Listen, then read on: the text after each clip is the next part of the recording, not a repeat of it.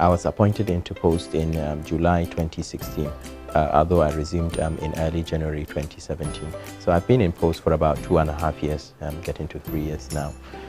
Prior to coming to Nigeria, I've been working in the UK for about 20 years. My last job was as a senior hospital consultant in Cambridge, Cambridge University Hospitals. My specialty is infectious diseases and microbiology. Predominantly what we do relate mostly to infections, particularly community infections such as HIV, tuberculosis, as well as admitting patients and dealing with issues that have to do with antimicrobials, including antiretrovirals. I was appointed partly because of the situation we had at the time I came into NACA. There were issues with our grants, particularly our Global Fund grants. There was also the feeling that NACA was drifting away from its original mandate, which is really to coordinate the HIV response across the country. Since then, we've made tremendous progress. You're probably aware of the HIV survey we've done, which has enabled us to know the true burden of HIV in the country. We've been able to establish that the size of the epidemic is about half of what we initially thought, which is good news because it means we can then identify resources and put in place money so that we can get on top of the HIV epidemic. We've also restored the relationship we've had with our external donors. I think sustainability, we're gradually moving towards sustainability. The federal government has committed to putting about 50,000 persons every year on treatment from 2019 from its own pocket, in addition to fully accommodating the patients that we have currently in Taraba and Abia on our HIV programs. In addition to that, we are interfacing in terms of trying to work with the National Health Insurance Scheme, as well as state health contributory schemes, as well as state governments to improve funding, because I think a lot of the issues we have with the HIV response in the country has to do with domestic resources.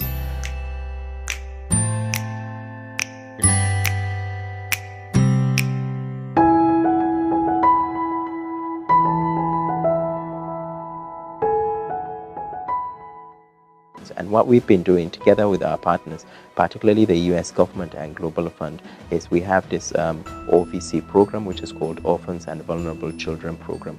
And essentially what it does is we provide funding to enable orphans and young children to remain in school, to be able to access a good education, and to be able to make something out of their lives. We also have women empowerment programs, as well as poverty alleviation programs under the federal government. I'm sure you've heard of the N-Power and the N-SHIP program. Essentially what we are trying to do is to provide information on what is available through government, so that our community, our HIV community, will have that information at hand and will be able to apply and benefit from it. We are also trying to look at creating a database that would enable us to know what proportion of our HIV community that are currently considered to be sort of poor or very poor, that should satisfy the criteria for accessing these services. Overall, I believe that poverty is a major barrier to accessing treatment. If you don't have money, if you wake up in the morning and you don't have money, you'll not be able to transport yourself to your nearest clinic to collect your drugs. You will not be able to. And even if you're taking medications, if you wake up in the morning and you don't have money to eat, drugs will be the last thing on your mind. You would want to look for food. So we understand those links, and we understand the importance of making sure that whatever we provide, the care we provide to our community is a holistic one, not just looking at the medical aspects, but also looking at the social and interventional aspects of our program.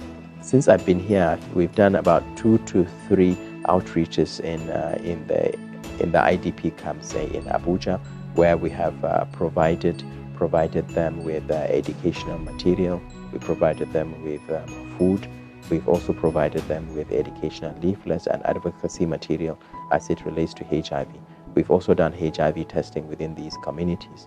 And we continue to support all those that are vulnerable, particularly if they are vulnerable to exploitation or vulnerable to HIV exposure, because we've got to close the tap. It's not enough to just say we are putting people on treatment, we've also got to address the issue of prevention. And as they say, prevention is better than cure. It's much, much cheaper to prevent a case of HIV than to have to manage it for years on end.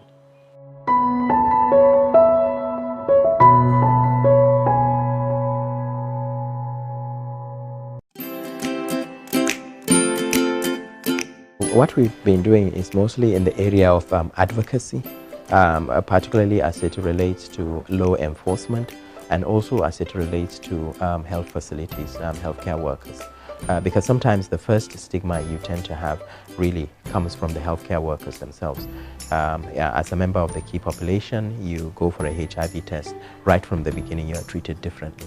That's not acceptable. So we've done a lot of work with our healthcare workers to try and reduce that. We've also done work with law enforcement, particularly the police. We now have a very good working relationship with community of police that tend to deal with these sort of issues.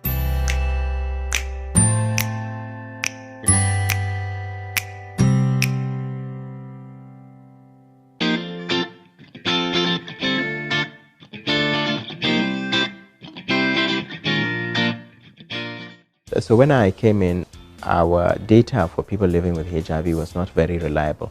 And I'm very pleased that we've been able to re-establish that data. We know now with a fair degree of certainty that we have about 1.9 million persons in Nigeria living with HIV. And we have just over 1 million persons on treatment for HIV. So which is good. But at the same time, we understand the challenges that comes with placing people on treatment. So for instance, I can tell you that we have a fair amount of leakage in terms of loss to follow up, people being placed on treatment and never coming back again for their repeat medications. And we're trying to look at the quality. We will be moving away from just a game of numbers to that of quality of care, making sure that people continue to have access to medications that they can take. In terms of the challenges that people living with HIV are facing, it's very similar to some of the challenges we have even within our general society. Issues to do with poverty alleviation, issues to do with literacy levels, issues to do with employment, and even more importantly, stigma and discrimination. And here we've done a lot of work with our civil society partners, including the network of people living with HIV/AIDS. It was together with them that we were able to get through the anti-discrimination bill, and we now also have a Disability Act that's just come through. And don't forget, our clientele include people who are disabled, and it's important that we continue to make sure that they have access to services, especially if they are being stigmatized or discriminated. And there have been instances where we've had to take legal action.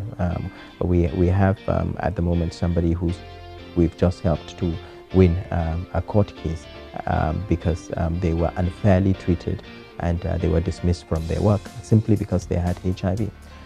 Employers are now no longer allowed to do a HIV test simply for the sake of employment.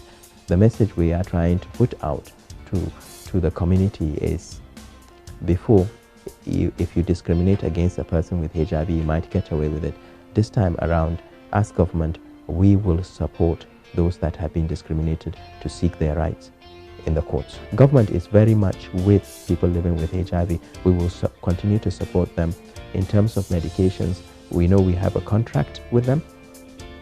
Once we put you on drugs, it's like we're giving you a contract, we're signing a contract with you that we will look after you and make sure you have access to your medications. And NACA will continue to make sure that this is the case. We have a lot of facilities across the country that have opened medications. Antiretrovirals should no longer be an issue in terms of availability. They are also free. Anybody who charges you for a HIV medication, it's wrong, it's criminal. We provide those drugs for free and people should not be paying for it.